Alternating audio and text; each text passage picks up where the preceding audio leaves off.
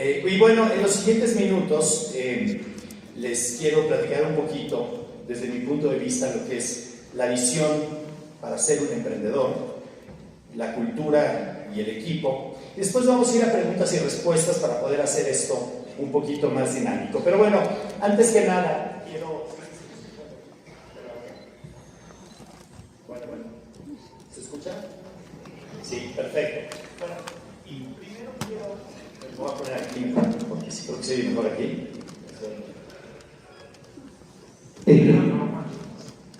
Perfecto, bueno, pues qué gusto estar aquí con ustedes en este día con frío, ¿no? Hace un poquito de frío, pero bueno, ¿cómo se sienten todos? ¿Cómo están hoy aquí en Toluca? ¿Cómo se sienten? ¡Bien!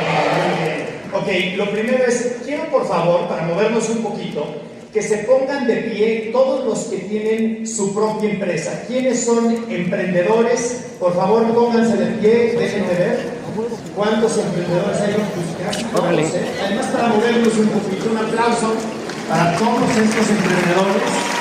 Ok, prometo más o menos moverse mucho, pero bueno, siéntense por favor, felicidades. Miren, es que hoy en día estar aquí venir a una conferencia de emprendimiento ya es todo una hazaña, es todo un logro, porque hay muchísimas conferencias de emprendimiento, hay muchísimos emprendedores, ¿no? No ven en las redes sociales cómo está lleno de personas que hablan de emprendimiento, y esto es muy interesante, lo vamos a platicar. O sea, hoy en día si ya tienes Instagram, ya eres emprendedor, ¿no? ¿A poco no han visto esto de qué haces desde la playa emprendiendo y los ves ahí que están en la playa? O después los ves, no, los más son estos, ¿han visto estos que tienen esta sudadera y que tienen como capucha? Bueno, esos ya, si tienes capucha, ya no solamente eres emprendedor, eres emprendedor tech, emprendedor high tech.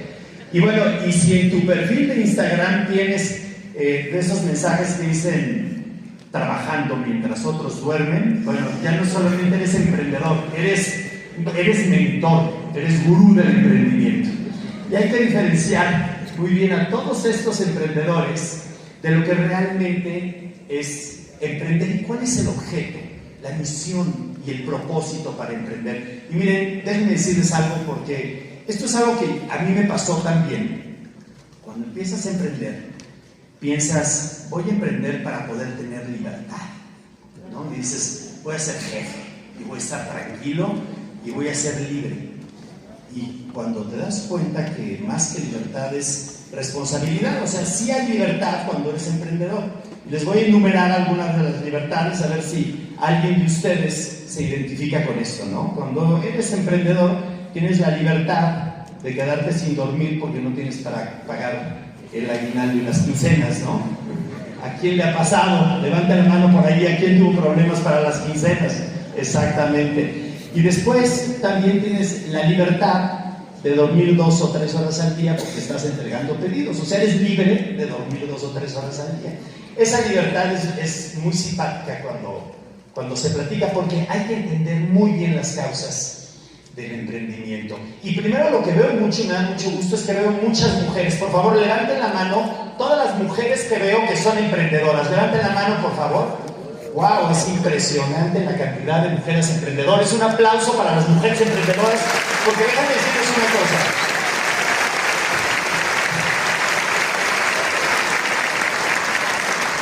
Sin duda alguna, el mayor potencial que tiene este país es que las mujeres emprendan. Venimos de una filosofía, de un pensamiento antiguo, donde la mujer tenía que tener un rol, tenía que estar en su casa, tenía que hacer las labores del hogar, y los hombres eran los que trabajaban y los hombres eran los que emprendían. Hoy la mayor oportunidad que tenemos es que las mujeres mexicanas, educadas, trabajadoras, éticas, se pongan a emprender. Y lo que yo veo el día de hoy es justamente eso, muchísimas mujeres que están listas para emprender. Eso sin duda es algo que a mí me llena de muchísima satisfacción. Pero yo vengo aquí a decirles algunos datos que son muy importantes que tengan en mente. Los datos de lo que realmente es el emprendimiento. Y son crueles. Hay datos muy fríos y no lo digo yo. los dicen datos duros como el INEGI, o sea, no es un video en TikTok que sale alguien diciéndote emprende y logra tus sueños, ¿no? Son datos duros, y los datos son los siguientes. De cada 100 empresas que inician el primer año, 31 de esas empresas, 31% van a cerrar sus puertas. O sea, es como si hubiera una bomba de tiempo destinada para que explote la empresa después del primer año, el 31%. Pero bueno, si se quedan un poquito más de tiempo, las cosas se ponen un poco peor. Porque después del segundo año, el 50% en promedio de las empresas cierran. Solamente en México, del año 2019 al 2023, abrieron 1.7 millones de nuevos negocios y cerraron 1.4 millones de negocios. Esos son los datos fríos. Eso es lo difícil que es emprender. Cuando hablan del ecosistema emprendedor, yo más bien digo, es un ecosistema como una trituradora de lo difícil que es emprender. ¿Quién de aquí lleva más de 2 años con su emprendimiento? Por favor, levanten la mano. Muy bien, pues ya son muchos. Felicidades, porque es un logro enorme pasar estos primeros 2 años. Y esto me recuerda cuando yo estaba empezando, ¿no? Tenía 26 años, estaba empezando precisamente lo que es hoy Genoma Lab. Y recuerdo, como todos los emprendedores, que seguramente ustedes estuvieron en esa, ¿no? Que preparas, que necesitas dinero. Entonces yo hice mi pitch, me preparé, ¿no? Tenía muy claro cómo lo que se tenía que hacer en la industria farmacéutica, las formulaciones, los estudios clínicos para los productos cosméticos, y de forma muy entusiasta fui a ver a varios grupos. Y a uno de los grupos que fui a ver, un grupo de México muy importante, para que fueran a hacer la inversión, hago mi presentación y me quedo, bueno, feliz. Terminándola dije, no, la practiqué, creo que me la creyeron, ¿no? Y bueno, de ahí termina la presentación y una de las personas que estaba me dice, ¿te puedes salir un momento? Dije, sí, me salgo. Me llaman de regreso y me hacen una propuesta que me dejó helado. Saliendo de ahí, me acuerdo que en ese entonces no tenía coche y le había pedido a mi novia de aquel entonces su coche prestado, y le llamo por teléfono y le platico la propuesta que me hiciera. Bueno, cuando llego a dejarle su coche, estaba feliz. Me había abierto una botella de champaña, le había llamado amigos, bueno, había música, estaba haciendo fiesta, todo lo que da para celebrar. Cuando llego y le digo que había decidido y había cambiado mi mentalidad de cuando le llamé y había decidido no aceptar la oferta, ella se puso muy triste, porque yo no tenía dinero y ella en ese entonces pues tenía planes de, pues como para cuándo nos vamos a casar, ¿no? Y no veía mucho futuro, entonces se puso bastante triste. Y es que la oferta que me hicieron no fue una oferta para invertir en mi negocio, fue una oferta para contratarme a mí en lo personal. Me ofrecieron coche, seguro de gastos médicos, vacaciones pagadas, y cuando yo tenía 26 años, un sueldo de $25,000 que rechacé. Y es que cuando yo empecé a emprender, no era el dinero el único objetivo. Obviamente el dinero es muy importante, pero no era mi objetivo. Yo estaba absolutamente convencido en mi mente que podía hacer un cambio en la industria farmacéutica, que podía hacer algo para la industria cosmética. Estaba convencido de lo que las mujeres querían y las formulaciones que podían existir, y en ese momento decidí seguir mi sueño.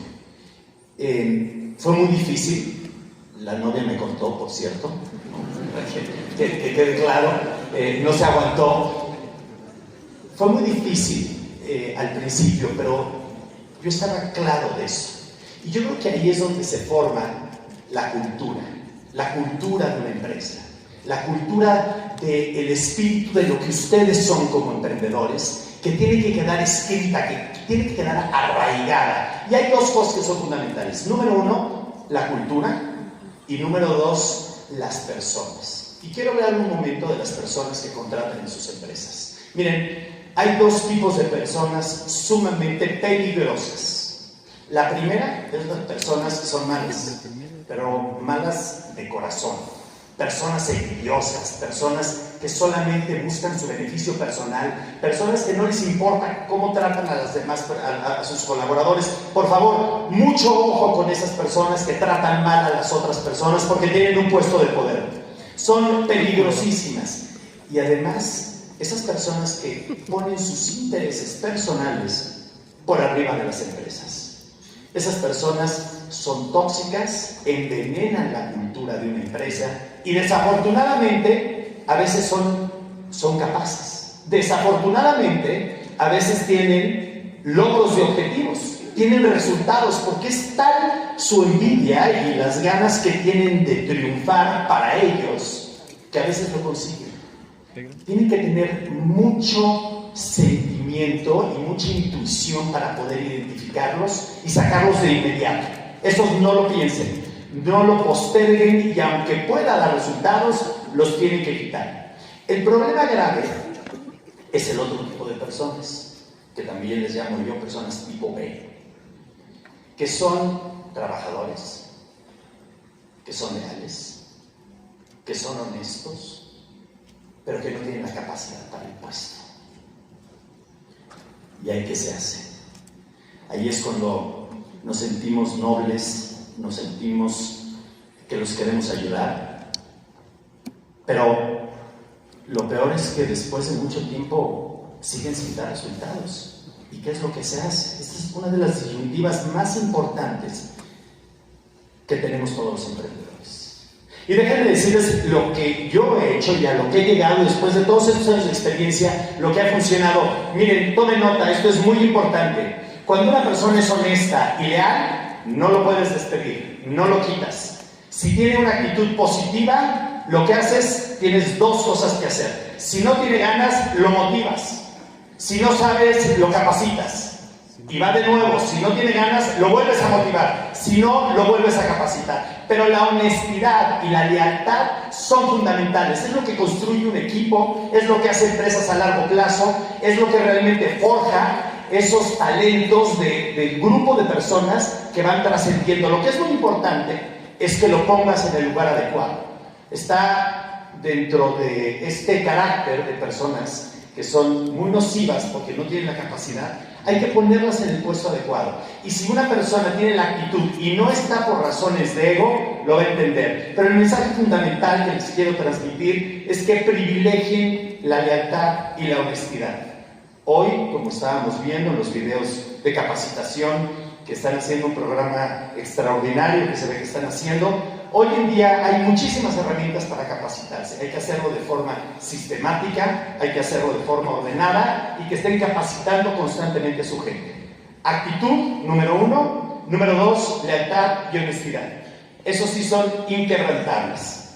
Otro de los puntos que es muy importante que tenemos que ver y que tenemos que entender es dos cosas de herramientas que vienen, ¿no? Vamos a hablar un poquito de la inteligencia artificial, pero hay algo que es muy importante mencionar. La inteligencia artificial va a magnificar lo que eres como persona. Si eres una persona educada, estudiosa, que desarrolla el cerebro, que estás trabajando constantemente, que estás aprendiendo lo nuevo, la inteligencia artificial va a magnificar lo que eres. Las personas que son mediocres, que son flojas, que buscan atajos, la inteligencia artificial va a magnificar eso. Que quede muy claro que el uso de la inteligencia artificial sin duda va a cambiar todo, pero la ventaja la van a tener las personas que tienen una estructura, que tienen una columna vertebral, que tienen un talento y una determinación para poder estudiar, para poder aprender y para poder guiar. Y como parte de esto es muy importante porque cuando hablamos de la cultura, hablamos de, no, es que aquí somos una familia, ¿no? No sé si lo han oído en algunas empresas que, no, somos una familia, todos somos iguales, ¿no? Aquí, no, bueno, la verdad es que somos como hermanos. Y déjenme decirles algo, la cultura no se demuestra ni con palabras, no se demuestra tampoco cuando las cosas están en frente de personas. La cultura se demuestra cuando nadie los ve. ahí es cuando se muestra una verdadera cultura. La forma de crear empresas con una cultura que trascienda, primero, antes que nada, se tiene que escribir. Por favor, levanten la mano quienes de aquí, sean honestos, no tienen escrita la cultura de su empresa, o sea, un manual de libros. ¿Quién no la tiene? Muy bien. Y seguramente hay muchas personas que tienen muy claro la esencia que tienen como emprendedores. Tienen muy claro lo que son y tienen muy claro también lo que no son. Es fundamental escribirlo, les voy a compartir más adelante, está en mis redes sociales, todo el guión que requieren para escribir su propia cultura. Y la propia cultura es como una huella digital. Mi recomendación es no la copien de nadie. La razón por la que ustedes empezaron a emprender es una, porque tienen un toque único y tienen una idea para poder liderar un grupo de personas. Y de eso vamos a hablar un poco más adelante. Entonces, fundamental, escriban, por favor, su cultura. Y número 2, sean, impecables. No permitan que nada cambie los principios, ni por un contrato, ni por una venta, ni por un fin de semana. Que la cultura que ustedes tengan la implementen todos los días, porque eso es lo que va a atraer a talento y eso es lo que va a hacer que más personas quieran trabajar con ustedes. La labor más importante del líder, y óiganme bien por favor, es contratar talento. Es lo más importante. Regularmente en todas las empresas dices, oye, el de recursos humanos, sí, ¿quién es? Y a veces el líder o el emprendedor ni siquiera sabe cómo se llama. No, oye, ¿quién es el de recursos humanos? ¿Cómo se llamaba? ¿Cómo se llama? Pedrito. Llámale a Pedrito. No, la persona más capaz de la organización, y escúchenme por favor, tiene que ser la persona que toma en el recursos humanos, la persona que jala el talento, la persona que filtra a las personas que auténticamente tienen el mismo carácter, la misma ideología que tienen ustedes como emprendedores. Y bueno, hablando un poquito de ideología y lo que tienen como emprendedores, quiero hacer una pequeña pausa para pasar a las preguntas. Como les comenté, vamos a hacer algunas preguntas y entiendo que tenemos 10 preguntas, 5 que ya se dieron de redes sociales y 5 después del público. Entonces, si les parece bien, pasamos con la primera pregunta.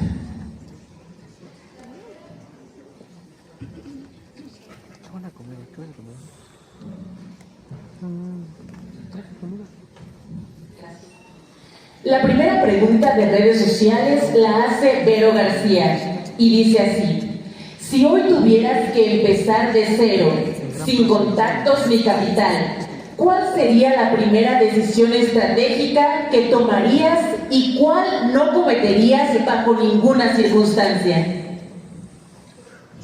Gracias. Bueno, muy buena pregunta y además hay que entender que esa es la circunstancia del 99% de las personas. No hay ni contactos, ni dinero, ni dónde empezar. Pero yo les voy a decir cómo empezaría en este momento. Es más, a veces me dan ganas de volver a empezar de cero, porque como que esa sí la tengo muy clara. Primero hay que entender cuál es la industria del futuro. Y yo estoy convencido que la industria más importante del futuro es la biotecnología. Es CRISPR-Cas9, edición genética. Y no se asusten, ¿no? Por ahí hay una cara que se me está hablando en chino. No es tan sofisticado como parece. Entonces, sin duda, yo empezaría en escoger la industria adecuada. ¿Cuál es la industria del futuro? Es biotecnología. ¿Y por qué? Déjenme explicarles. Ahorita hablamos de hoy la industria del futuro. Muchos dicen, oye, inteligencia artificial, esa ya fue. Esa es la del presente. Ya vas tarde, ¿no? Hay que utilizarla, pero no es para subirte en este momento. ¿Por qué la biotecnología? Piensen ustedes con computadoras cuánticas, con inteligencia artificial, con robótica, los avances en medicina que va a haber. Alguien de aquí seguramente conoce algún pariente, desafortunadamente, o algún amigo que tiene cáncer, que tiene alguna enfermedad terminal. ¿Cuánto estaría dispuesto a pagar esa persona por curar ese padecimiento? Muchísimo. Bueno, pues esos padecimientos van a empezar a curarse de manera como nunca lo hemos visto en la historia. Es decir, si nosotros podemos analizar en los años 50, 60, 70, la innovación de nuevas moléculas fue impresionante, después se desaceleró y ahora vienen tratamientos impresionantes que van a tener que ser personalizados, porque la genética de cada quien pues, es individual y habrá algunas terapias que son generalizadas, pero la gran mayoría de las terapias van a ser personalizadas. Entonces, si ustedes me dicen qué industria, yo empezaría en este momento a estudiar y a hacerme experto, y no necesariamente piensen en universidades, hay muchísimos cursos que se pueden, a ver qué hacer dentro del ámbito de biotecnología. Eso es lo que haría, me especializaría, y además tiene un componente humano porque va a ser trato directo con las personas. Cuando piensen en la industria del futuro, piensen en biotecnología. Esa sería mi recomendación.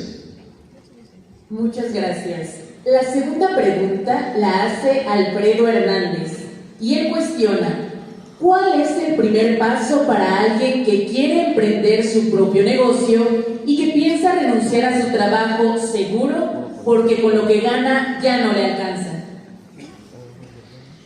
Si lo que quiere es renunciar a su trabajo porque ya no le alcanza y por esas razones quiere emprender, lo mejor es que baje sus gastos y que siga trabajando donde está.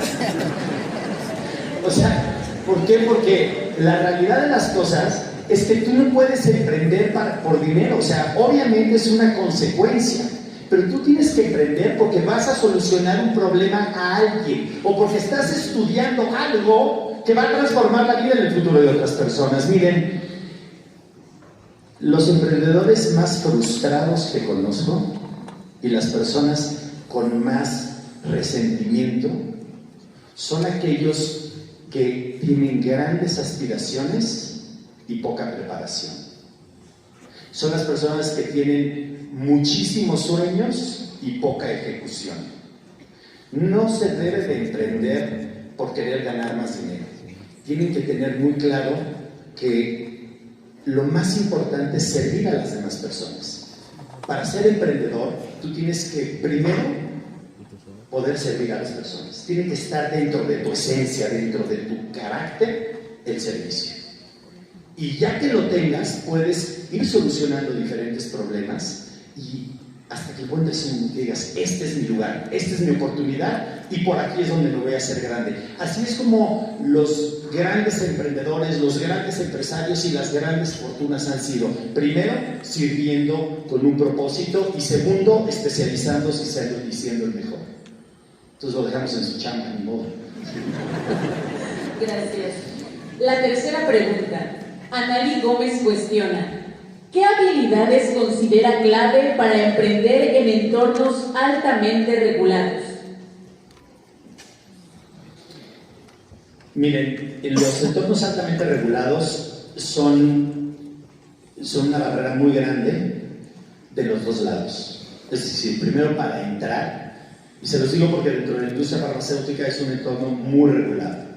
Es una barrera muy difícil de entrar, pero una vez que ya pasaste esa barrera, tienes también las ventajas de que es una barrera para muchos competidores. Entonces, lo primero es la especialización. Cuando estás en un entorno sumamente regulado, el hacerte experto, el estudiar profundamente cada una de las verticales de esa regulación, te hace muy, muy fuerte. Mi sugerencia y mi recomendación es: entren a industrias sumamente reguladas. Es tan noble ese negocio como puede ser como el de los bienes raíces, pero no necesitas haber heredado o haber tenido dinero o empezar tan lento como el de los bienes raíces. La industria regulada es un seguro a largo plazo. No le tengan miedo a las industrias reguladas, tenganle miedo a las industrias donde no hay barrera de entrada y que no hay un diferenciador claro. Muchas gracias. Fernanda García hace la siguiente pregunta: ¿qué error considera que fue clave en su camino emprendedor y cómo lo transformó en una oportunidad de crecimiento? Bueno, un error clave, les quiero compartir algo que me pasó. Hace muchos años estábamos no empezando, ya teníamos unos 5 o 6 años. Y el error fue confiar como de palabras sin tener los contratos, sin tener las garantías. Les platico esta historia. Teníamos un distribuidor que le vendíamos prácticamente el 80% de los productos que teníamos, se distribuía, vendía, cobraba y después nos pagaba. Y de repente empezamos a lanzar más productos y esto fue un éxito enorme. Él estaba feliz, nosotros estábamos contentísimos, producíamos más, iba con todos los proveedores y les pedía más crédito porque el capital de trabajo era insuficiente. Y después de eso, pues se empezaron a retrasar los pagos, llegaba el distribuidor y decía, no, es que el cliente no está pagando porque le estamos pidiendo más pasos de anaquel. Y bueno, ahí íbamos y seguíamos, ¿no? O sea, confiábamos y seguíamos produciendo productos, seguíamos vendiendo muchísimo. Y así pasaron 2, 3 meses, los pagos se seguían atrasando hasta que dijimos, oye, ya no podemos, o sea, estamos en la disyuntiva de qué hacer. Oye, le sigo vendiendo porque es un distribuidor muy importante, pero no me paga, o le corto los pagos y no voy a vender. Y bueno, le seguíamos vendiendo hasta que un día ya definitivamente le llamo, ¿no? Le iba a decir, oye, nos tienen que empezar a pagar ya de inmediato porque tenemos muchos retrasos con los proveedores. Y le vuelvo a llamar y pues no lo encuentro. Le llamo al día siguiente y tampoco. Le llamo la siguiente semana y ya no lo volví a encontrar hasta el día de hoy. Literalmente se fugó. O sea, es decir, nos estaba dando a tole con el dedo, cobraba y de repente se fugó. Él tenía un porcentaje chico como distribuidor y nos quedamos con un problema. En ese entonces era, bueno, sigue siendo mucho dinero, pero en ese entonces nos quebraron como $10 millones, que no teníamos ni cercanamente esa cantidad. Y por otro lado tenía todos los proveedores. Cuando me di cuenta que nos habían tomado el pelo de esa manera y que se había ido, dije, ¿qué hago? Y la verdad me dieron ganas de decir, ¿ya dónde te fuiste para que yo me vaya ya también, ¿no? Por toda la presión de los proveedores. Pero como no supe a dónde se fue porque nunca lo encontré, no nos tocó de otra. Y fue una decisión muy profunda lo que hicimos en ese momento. Y fue probablemente el momento más difícil de mi carrera profesional como emprendedor. Y dije, pues ni modo. Junté a todos los proveedores, estaban furiosos, pero furiosos. Les dije, miren, les tengo una noticia buena y una mala. ¿Cuál quieren primero? Y bueno, la buena es que vamos extraordinario, estamos vendiendo muchísimo, de aquí en adelante las ventas se ven extraordinarias. Pero la mala, que les vamos a seguir haciendo pedidos. La mala es que no les voy a poder pagar. Esa es la mala. Y se pusieron histéricos. Dijeron, ¿cómo? Sí, les dije, miren, pasó esto, esta es la realidad. Pero déjenme decirles una cosa. Y los veo a la cara cada uno de ustedes. Le dije a los proveedores, yo les prometo, les doy mi palabra, que no voy a descansar un momento, que nadie va a gastar un centavo hasta que les pague a cada uno de ustedes todo. Necesito de su voluntad, necesito de su credibilidad, necesito de su producto, necesito que me den crédito. Y yo les prometo que les voy a pagar hasta el último centavo o me voy a morir en el intento. Y literalmente fueron días, recuerdo jornadas de 100 horas sin dormir. En lo personal, no se las recomiendo a nadie, la verdad es que sí hacen daño, pero fue muchísimo esfuerzo, muchísimo trabajo, pero fue una motivación y fue un espíritu de equipo. Me llamaban los proveedores, una vez que vieron ese compromiso, fue un esfuerzo enorme. Y sobre todo fue una confrontación. Confrontamos el problema y por suerte y con mucho esfuerzo, gracias a Dios, lo pudimos superar. Esa sin duda ha sido el problema más grande que hemos enfrentado. Muchas gracias. La última pregunta de redes sociales la hace Lu Morán y ella cuestiona: ¿qué consejo le daría a quienes están comenzando un negocio y enfrentan miedo al fracaso?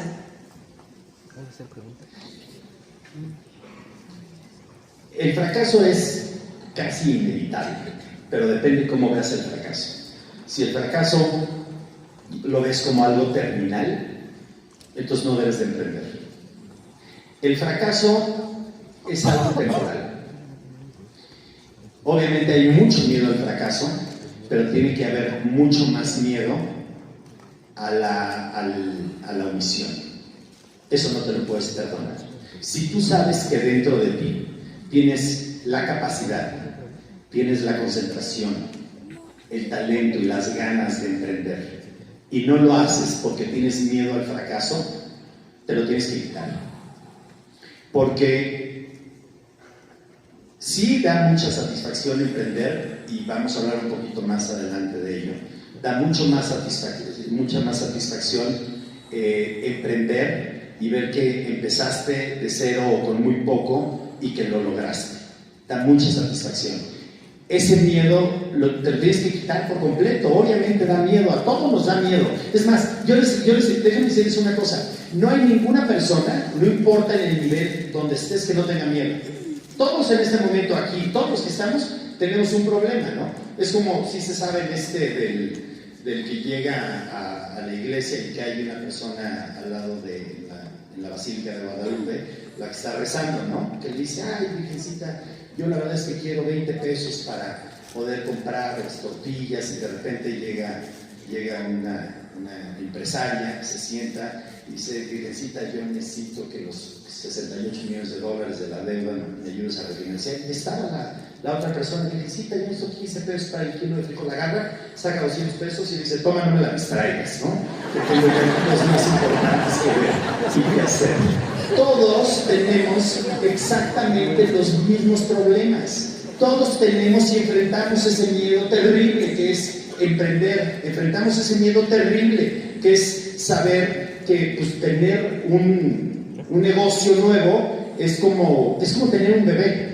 Nada más que en lugar de que el bebé llore, te manda auditorías del SAT. No, pues, pero al final del día es muy parecido en los problemas que todos tenemos. Entonces, vamos venciendo el miedo. Entiendan que a todos los niveles y a todas las dimensiones, las personas, empresarios, emprendedores, hay un miedo. Lo tienes que controlar, tienes que tener una visión clara y que esa visión te guíe para donde quieres llegar.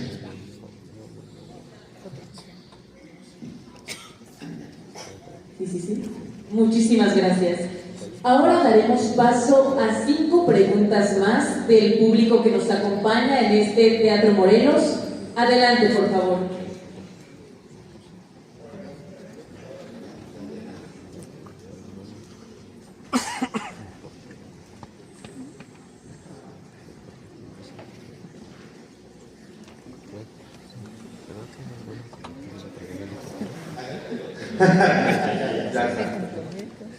Hola, gracias por la oportunidad de estar aquí en Toluca. Soy Jorge Bernal Sojo de Villa Guerrero, donde se producen las flores de México y para todo México. Mi pregunta es, bueno, soy productor, estoy en un negocio consolidado del producto de otros compañeros. Sin embargo, nos ha costado trabajo que el sector, los compañeros, rompan con ese paradigma de depender del mercado nacional hacia un mercado interno de México y un mercado de exportación.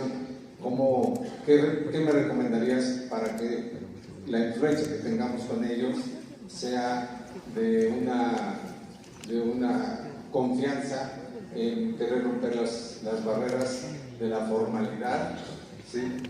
de romper las fronteras de una nueva oportunidad para su producto, porque tienen y tenemos muy buena calidad, pero la barrera del conocimiento o hacer las cosas mejor. Muy bien, gracias. Mira, hay una frase que yo creo que describe mucho: es misiones iguales, relaciones largas; misiones diferentes, relaciones cortas. Y lo más importante cuando estás en un grupo, en un gremio, es escribir muy bien tu misión, escribir muy bien cuáles son los objetivos, cuál es la visión que tienes, vender esa visión, compartirla con todos, a ver si realmente todos quieren exportar, si todos quieren someterse al mismo control de calidad. No sé los detalles puntuales, pero tienes que escribir una misión, porque la misión une, la misión conjunta arrasa.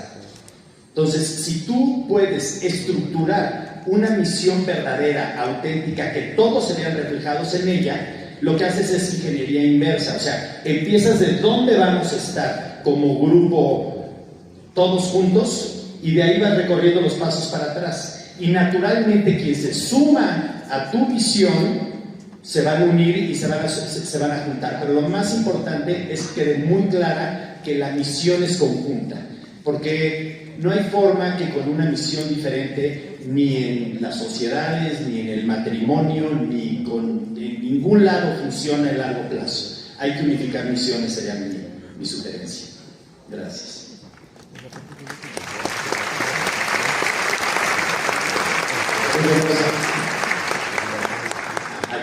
Mi nombre es Giovanni Ramírez. Tenemos una empresa de papelería, nosotros somos una pyme. Y lo que hemos notado mucho es que desde el COVID cambió radicalmente el tema de la distribución. ¿Qué quiere decir eso? Antes del COVID la gente no compraba en plataformas, ahora ya compra, y además el servicio también ahora es muy rápido. Lo que antes era un producto diferenciador, que es llevar al otro día, ofrecer buen precio y además de eso dar crédito, hoy en día ya no lo es. Los productos que antes vendíamos ahora ya cambiaron. Por ejemplo, en nuestro caso antes vendíamos muchas libretas. Ahora el mercado cambió y quiere otro tipo de marcas y quiere otro tipo de productos. El gran problema que estamos teniendo, pero seguimos avanzando, es cómo logramos hacer o cómo podemos superar las pymes para poder luchar ante los grandes gigantes tecnológicos. Porque como lo digo, producto diferenciado ya no hay, ya lo venden en todos lados. Buen precio, todos lo tenemos. Crédito tenemos. ¿Qué podemos hacer para seguir avanzando o seguir compitiendo en los siguientes años frente a los gigantes de la industria? Muy buena pregunta, gracias. Mira, hay una palabra que es clave, ¿no? Que en inglés es edge, que en español es filo. Tú tienes que tener un filo, o sea, un edge en algo en particular. Y las industrias van cambiando, pero miren, hay muchas empresas que también van cambiando. Las empresas que han subsistido a través de los años van cambiando, no hay nada permanente. O sea, tú no te puedes quedar en una industria porque va a llegar el cambio. Te tienes que ir moviendo y hoy es mucho más rápido. ¿Qué quiero decir con esto? Tienes que buscar una industria en la cual tengas un diferenciador y tengas, más que un diferenciador, es que tengas un edge, que tengas una ventaja competitiva. Que tú y tu equipo sean especiales para y llenas esos espacios en blanco. Porque hoy en día todo se está comoditizando. Y el edge puede ser en dar un servicio personalizado, el edge puede ser en integrar productos de diferentes industrias y después te puedes ir cambiando. O sea, hoy los negocios fijos como están no van a vivir muchos años, el cambio viene muy rápido. Y esto, si hacemos un poco de historia, después de la Segunda Guerra Mundial, cuando viene pues muy fuerte el cambio y el crecimiento económico, los negocios, el ciclo de vida de los negocios se ha ido acortando más y más y más y más. Entonces, para ser muy concretos, tienes que buscar no otro negocio, pero sí otra industria donde tus talentos los puedas aplicar. Y te tienes que reinventar, tan fuerte como si vendías libretas y papelería, ahora tal vez tienes que vender comida para perros.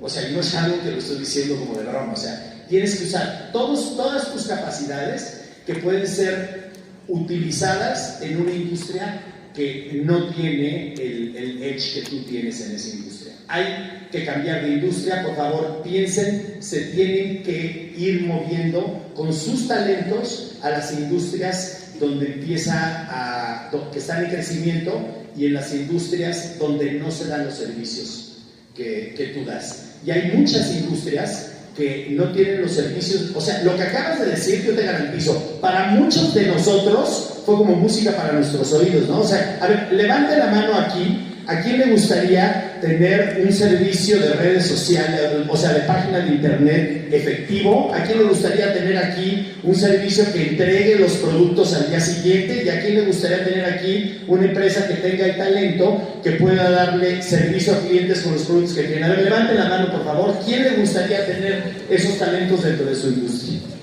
¿Sí? O sea, ya ves la cantidad de otras industrias que quieren justamente lo que tú haces. O sea, tal vez para ti estás ya un poco caduco, ¿no? Porque llegaron los Amazons y los mercados libres y todo, y te barrieron. Pero ese talento que tienes, piénsalo en otras industrias. Esa sería mi sugerencia. Muchas gracias. Tenemos otra pregunta, por favor. Buenas tardes, Rodrigo. Yo soy Malena Garcés. Hace 60 años mi papá empezó su empresa aquí en el centro de Toluca, se llama Garis. De hecho, somos clientes tuyos, ya se me han enterado.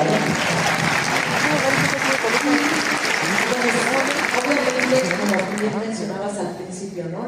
Los porcentajes de empresas que van desapareciendo al primer año, al segundo año, pues llevamos 60 años, ya pasamos ese porcentaje. Sin embargo, ahora enfrentamos otros retos y viene el cambio generacional. Somos nosotros ya la segunda generación. ¿Qué consejo nos das para hacer un cambio exitoso y que la empresa siga otros 60 más 60 años? Gracias. Muy bien, bueno, primero felicidades a Javis porque sí ha sido una empresa extraordinaria que han pasado a través de varias generaciones. Y mira, hay dos cosas que yo considero fundamentales. No voy a decir la marca, pero es un producto que fue muy famoso hace, yo creo que cerca de 100 años, una marca muy importante, que después pues empezó a un poquito menos hasta que llegó y ya casi no valía nada, pero tuvo un problema fundamental. Esta marca, que además era el apellido de esta familia, primero pues fue el fundador, ¿no? Que la hizo su marca y bueno, hizo un imperio. Después de eso, la segunda generación pues, la llevó como a un poco, no digo que sea el caso, nada más te estoy diciendo lo que se tiene que hacer. La segunda generación, bueno, pues no la llevó a tan buenos términos, pero toda la segunda generación se sentía diciendo, no, bueno, nosotros somos ricos todos, ¿no?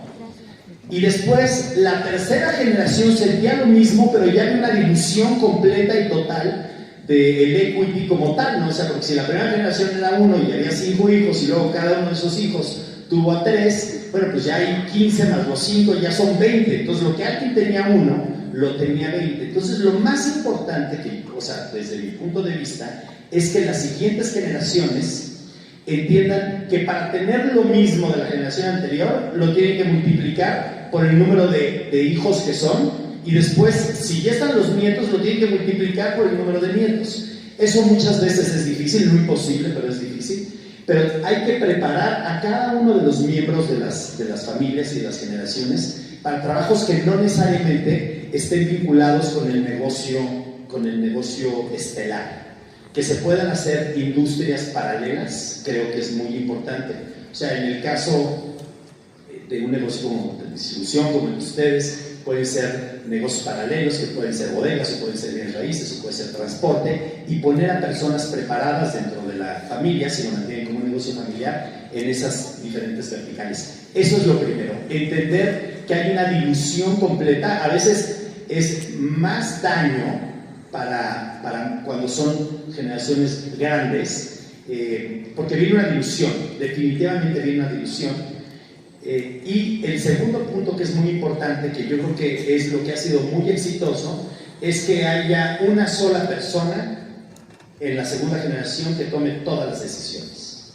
Tiene que haber un líder. Y ahorita vamos a hablar al final, de cuál es ese perfil de líder, pero sin duda tiene que haber un líder que tome las decisiones con un consejo que puedan ser toda la familia. Pero el líder es fundamental. Es quien realmente puede llevar y llevar a esa empresa a otro nivel, porque si hay muchos, es cuando la gran mayoría y la historia nos ha dicho que es donde los negocios se pueden fracturar. Y hay que recordar algo todos. Al final del día, con esto de los negocios, pues nos estamos divirtiendo, estamos creando, pero la familia y el bienestar de todas las personas que colaboran es mucho más importante. Muchísimas gracias. Continuamos con la cuarta pregunta de nuestro crítico en este Teatro Morelos. Adelante, por favor. Sí, gracias. Hola, ¿qué tal, Rodrigo? Mucho gusto. Mi nombre es Marilú. Acá estoy. Acá enfrente. Acá,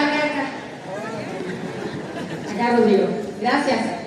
Rodrigo, pues mucho gusto. Sí, lo conocí. Yo tengo aquí una pregunta para ti. Me gustaría saber qué hábito personal te ayudó más en tu peor momento de crisis.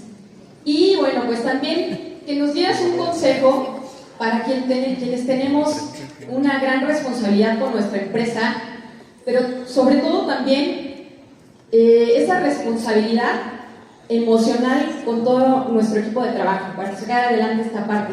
¿Qué consejo nos darías, Rodrigo?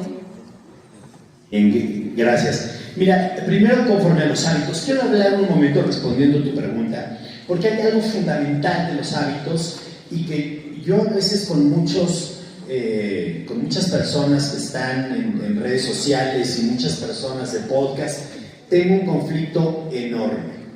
Y déjenme decirles algo, los hábitos no te llevan al éxito, desafortunadamente es así.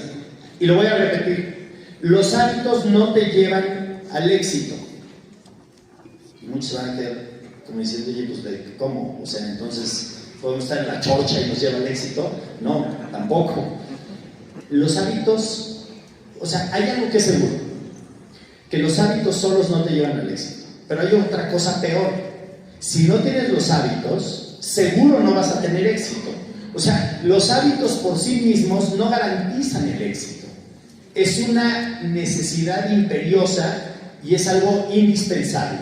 Pero déjenme decirles la diferencia entre disciplina, desde mi punto de vista, y disciplina como está en el consciente colectivo de las personas. Para muchas personas es disciplina y dicen, soy disciplinado, soy exitoso, soy triunfador. Me levanto a las 5 de la mañana, después de ahí voy al gimnasio, desayuno proteína, después de eso medito 40 minutos, me baño, me voy a la oficina, después estoy trabajando desde las 8 de la mañana hasta las 7 de la noche, regreso a mi casa, ceno, leo, me duermo y vuelvo a empezar. ¿Con esos hábitos voy a ser exitoso?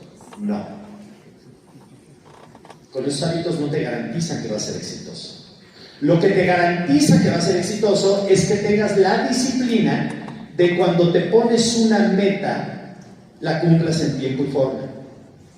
No importa si te quedaste y te despertaste a las 8 de la mañana, no vas a terminar a las 7. Si te tienes que quedar hasta las 8 de la mañana del día siguiente o 2 días sin dormir, tienes que terminar tus metas en tiempo y forma. El único común denominador que yo he visto en todas las personas que tienen éxito es que las metas que ponen en tiempo y forma las cumplen. No hay otro.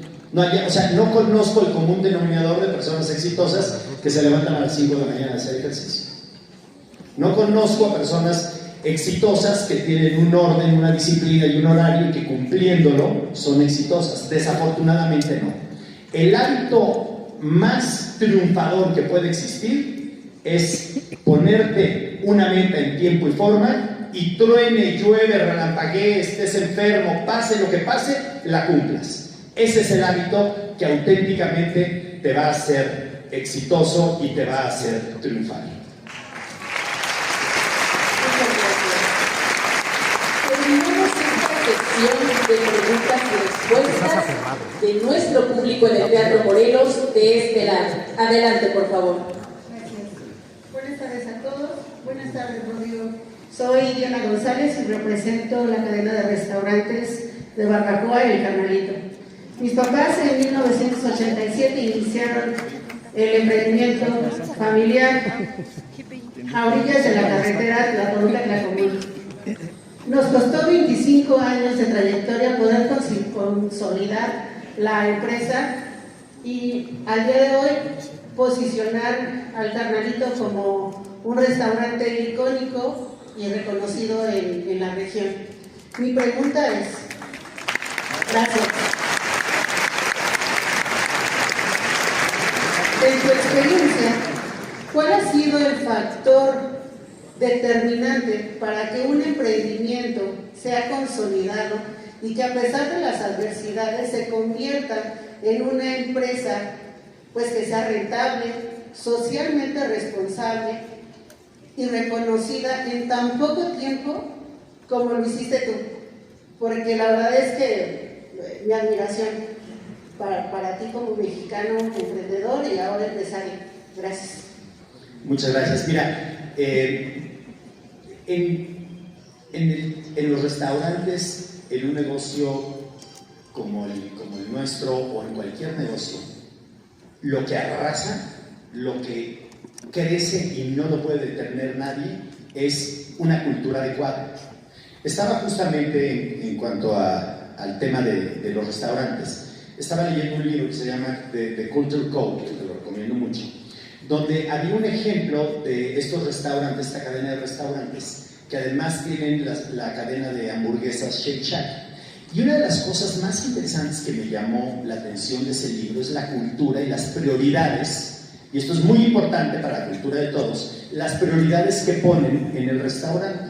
Y ya saben que todos siempre dicen, bueno, primero nuestros accionistas, número 2 la comunidad, número 3 nuestros colaboradores, número 4, y ahí van poniendo todo el rollo que ponen todas las empresas, ¿no? O sea, es decir, que como que lo copias de una y lo pones.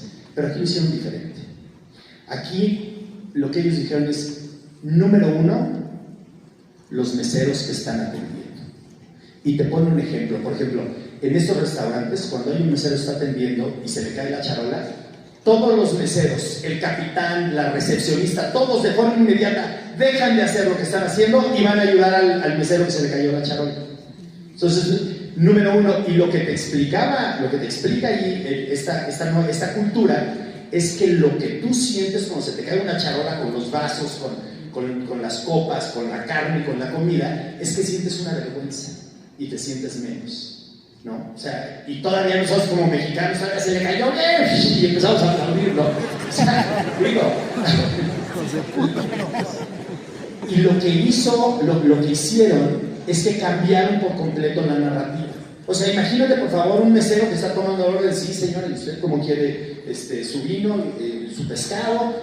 Y de repente se cae la charola, dejan todo, dejan al cliente, la recepcionista deja a las personas que están esperando, los que están en la cocina dejan de estar haciendo lo que sea y todos van a ayudar a la persona que se cayó. Entonces, ¿esto qué te dice? Esta cultura, ¿qué te dice? Las personas están libres, los sentimientos de las personas están por arriba de cualquier cosa. Pero, ¿qué te pasa como comensal cuando ves eso? O sea, tú ves esto y tú dices, aquí hay una empresa que tiene corazón, aquí hay una empresa que le importan las personas, aquí hay una empresa que tiene espíritu, y lo que conquista y lo que arrasa es el espíritu. Mi sugerencia sería, escribe el espíritu de tu empresa, ese espíritu con el que desde 1987 empezaron, saca lo mejor, compleméntalo con todo lo nuevo y con todos los conocimientos que hay, y haz un espíritu para que esa barbacoa la lleves a todo el mundo.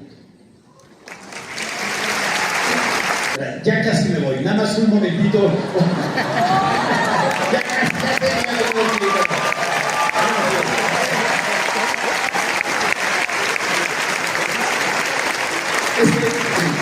tengo dos conceptos muy importantes que no me quiero ir esta tarde sin poder transmitírselos y comunicárselos. El primero de ellos tiene que ver con el cerebro. Pues resulta que dentro de nuestro cerebro tenemos algo así como 86,000 millones de conexiones sinápticas. Y lo que es muy interesante es que el cerebro no tiene una capacidad ilimitada. O sea, piensen ustedes que el cerebro es como un disco duro de esas computadoras que pues, a muchos de los que estamos acá, ¿no? Hoy tienes una computadora y no te preocupas de que se llene la memoria, pero antes sí te preocupabas de que se llenara la memoria. Bueno, pues nuestro cerebro es así. Tiene una memoria limitada. Y esas sinapsis que hacemos están limitadas. O sea que cuando nosotros leemos, aprendemos, cuando estamos oyendo una conferencia que vienen a tirarnos un rollo de emprendimiento, o sea, por ejemplo, uno de los casos, algo se va acumulando dentro de nuestro cerebro y se va quedando. El problema es cuando le metemos nuevos pensamientos. Esos nuevos pensamientos desplazan el conocimiento anterior. Y esos nuevos pensamientos me refiero al TikTok, al Instagram, al algoritmo. Cada vez que ustedes ven un gato cayéndose de la despensa, cada vez que ven un perro que tira a la señora y que le ponen atención, cada vez que ven a la persona, al emprendedor en la playa en traje de baño y que dices, ching, ¿por qué no soy así? Yo sí trabajo todo el día. Eso se va guardando en la memoria y va reemplazando otros conocimientos. Es muy importante que nosotros determinemos cuál va a ser el disco duro y la información que vamos a tener en nuestro cerebro, porque si no el algoritmo de TikTok, el algoritmo de Instagram lo va a determinar por nosotros, y eso sí les garantizo que no nos va a llevar a ningún lugar positivo. Por favor, pongan horarios y pongan tiempo para ver si es que siguen haciendo eso, que no importa el tiempo que pierdan. El problema es que cada vez que están viendo algo, están reemplazando conocimientos de otras cosas que tienen. Esto no se dice y es muy importante decirlo. Ese es el primer punto. Y otro punto que es fundamental, gracias.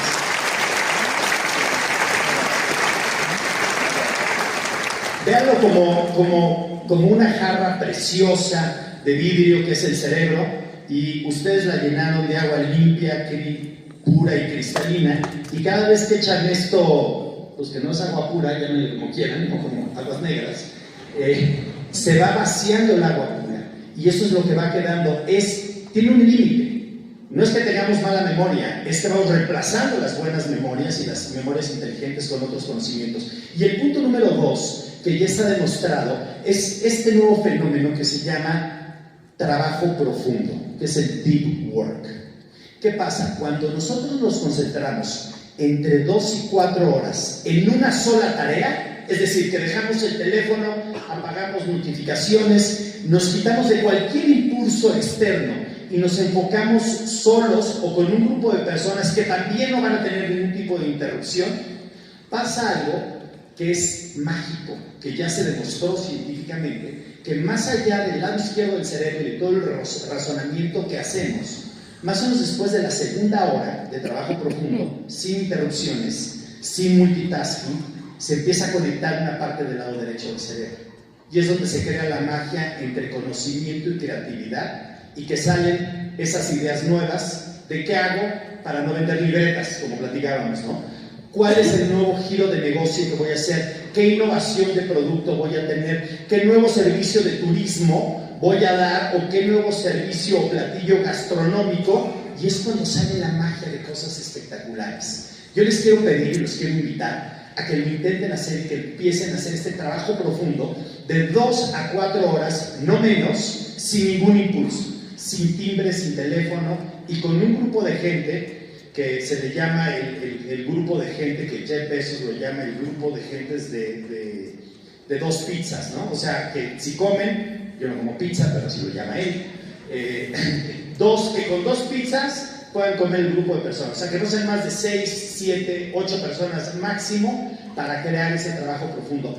Esto es lo más nuevo y es donde la magia sucede. Por favor, los invito a que hagan trabajo profundo con las personas que sumen, que tengan actitud positiva, que los hagan reírse y que sea puro contacto humano. Sin computadora, sin acceso a inteligencia artificial de ningún tipo. Únicamente el talento humano, lo hacen por un periodo de tiempo y después validan todos los conceptos con inteligencia artificial, en Google, en lo que quieran. Háganlo, de verdad, se van a sorprender las cosas que se logran en eso.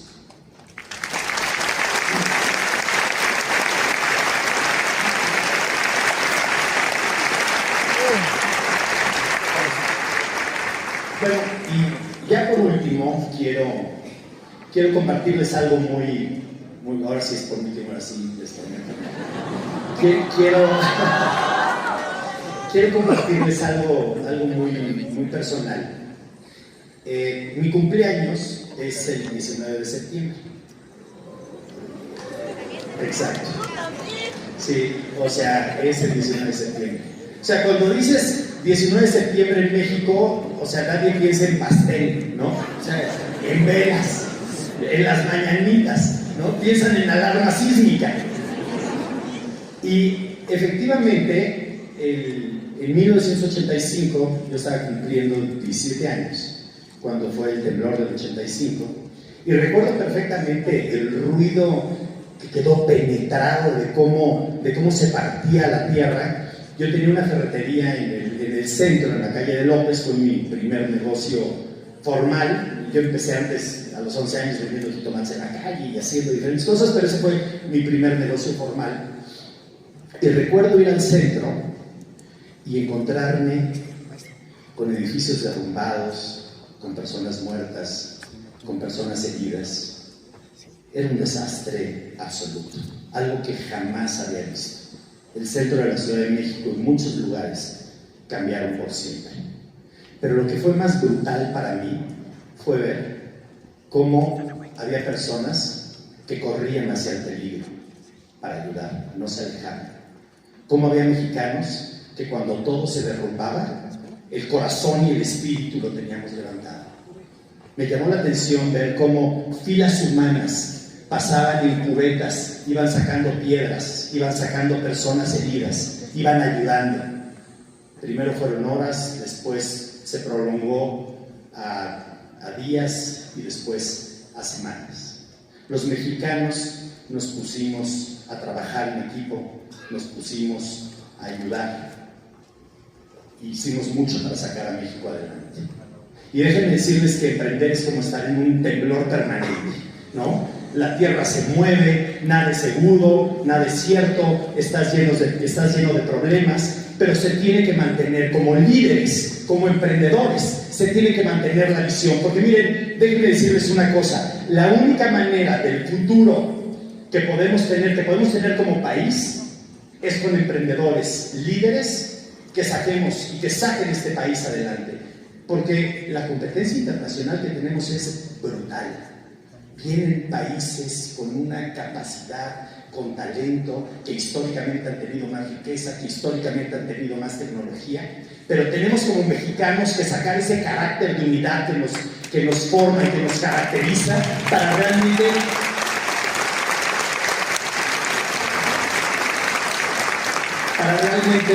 hacer empresas y emprendimientos, porque México requiere emprendedores que triunfen, emprendedores que salgan adelante. El motivo único del emprendedor tiene que ser ver triunfar a sus colaboradores. No es un tema de ego, ni es un tema de querer salir y poder destacar. Un líder verdadero y un emprendedor auténtico se preocupa por las personas que trabajan con él, se asegura de que las personas que trabajan con él están capacitadas, están motivadas, se asegura que lo que está haciendo, lo está haciendo con ética, lo está haciendo con responsabilidad y lo está haciendo con talento. Y yo estoy convencido que México tiene los elementos para que emprendedores como ustedes, líderes como ustedes, puedan transformar verdaderamente el futuro de este país. Estoy convencido que los toluqueños que estoy viendo en este momento van a transformar no solamente a Toluca y al Estado de México, sino a todo nuestro país. Es lo que se necesita, no se los digo de una forma emotiva, se los digo con el corazón en la mano.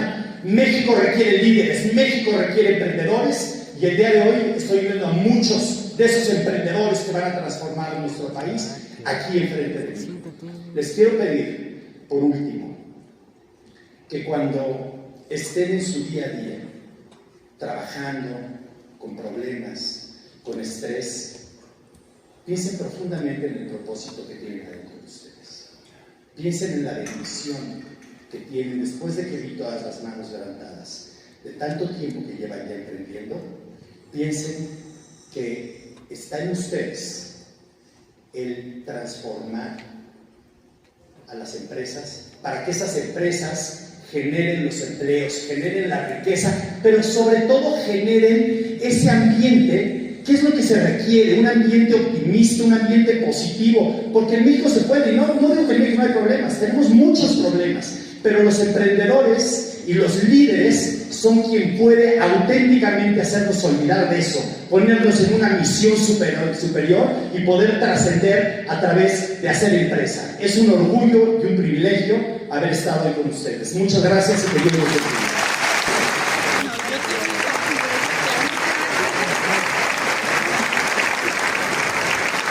De igual manera, de mano de la maestra Yolanda Esquivel, directora general de Desarrollo Económico del Ayuntamiento de Toluca.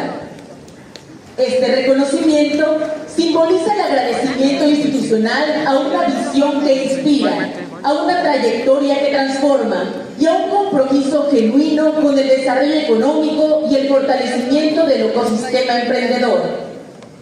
En este momento, le damos lectura al contenido de este reconocimiento, mismo que a la letra dice: el Honorable Ayuntamiento de Toluca 2025-2027 extiende el presente testimonio de gratitud al destacado empresario Rodrigo Herrera Aspra por ser el padrino de la Escuela Municipal de Emprendimiento de Toluca y quien, a través de su clase magistral, ha encendido la chispa del emprendimiento en miles de personas toluqueñas. Gracias por dar testimonio de que el éxito debe ser siempre una semilla compartida. Lleva contigo la gratitud de quienes encontramos en tu ejemplo una fuente de inspiración que debe guiarnos a un futuro de éxito y plena realización. Toluca de Lerdo, México, 22 de enero de 2026.